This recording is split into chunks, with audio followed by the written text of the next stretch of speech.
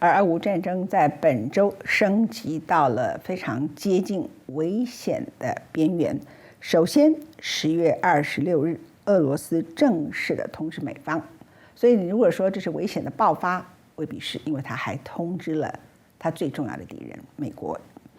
俄罗斯告诉美国，他计划进行一个年度核子武力的演习，这个演习的名称叫做雷霆，而美国马上升级对于北约的防御，包括在罗马尼亚总共14个国家，这里头呢，罗马尼亚跟乌克兰的距离是战争9个月以来最靠近北约组织、最靠近乌克兰的一次。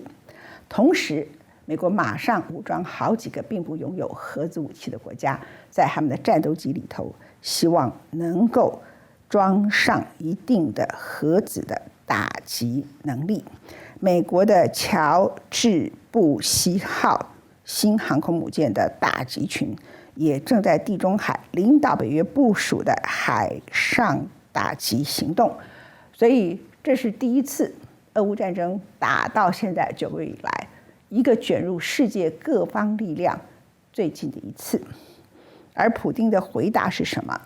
普丁在最近的一场外交政策讨论会上，总共演讲了3个半小时。现场有些人问了他问题，其中有一段话非常的重要，我为大家摘录。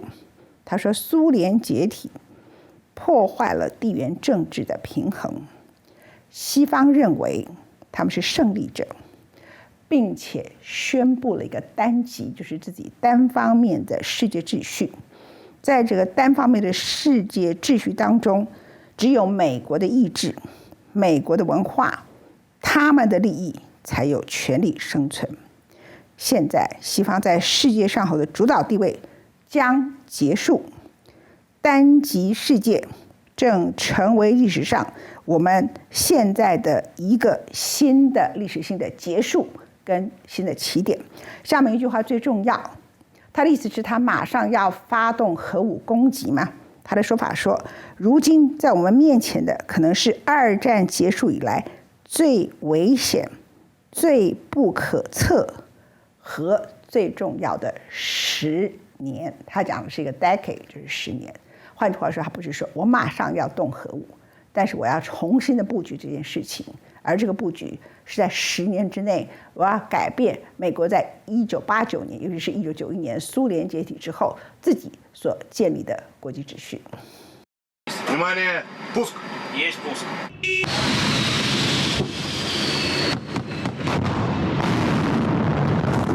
这是俄罗斯例行年度核武军演，也是俄乌开战后的第一次。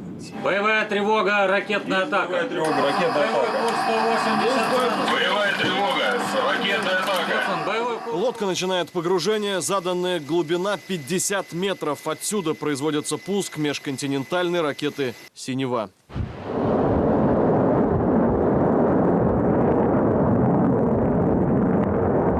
«Синева» — трехступенчатая жидкостная баллистическая ракета на вооружении с 2007 года. Максимальная дальность порядка 11 тысяч километров. Стартовая масса 40 тонн. Пуск состоялся в ходе тренировки стратегических сил сдерживания, которой руководил верховный главнокомандующий из ситуационного центра Кремля. Докладывали Владимиру Путину министр обороны и глава Генштаба.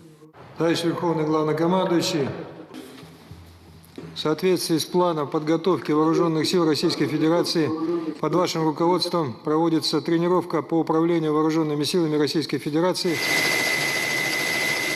The Kremlin conducting massive annual nuclear drills involving submarine-launched ballistic missiles and others launched from Russia's fleet of strategic bombers.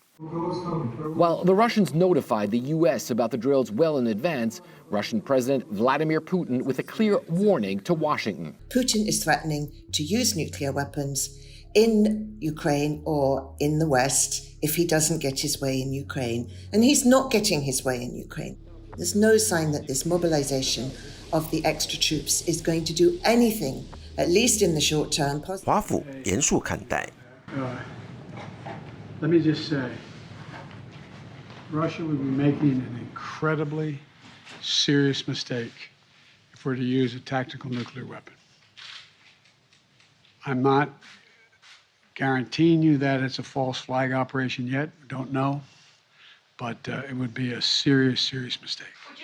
In Washington today, Defense Secretary Lloyd Austin warned Russia any nuclear attack on Ukraine would trigger consequences. If this happened, we have been very clear from the very beginning that you would see a very significant response from the international community.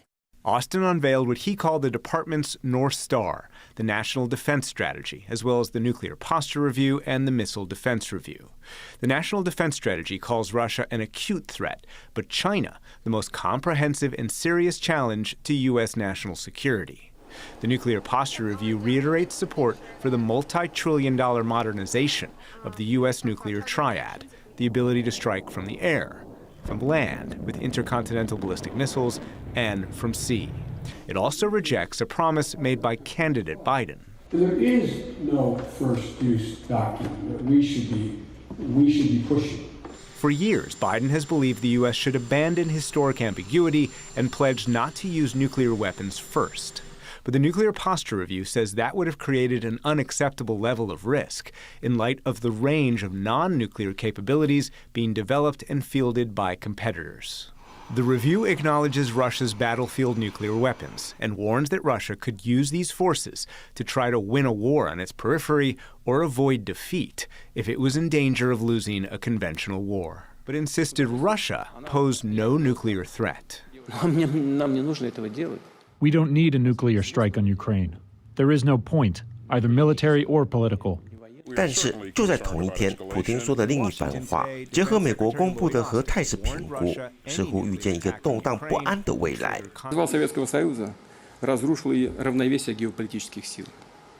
Запад почувствовал себя победителем и провозгласил однополярное мироустройство, в котором только его воля, его культура, его интересы имели право на существование.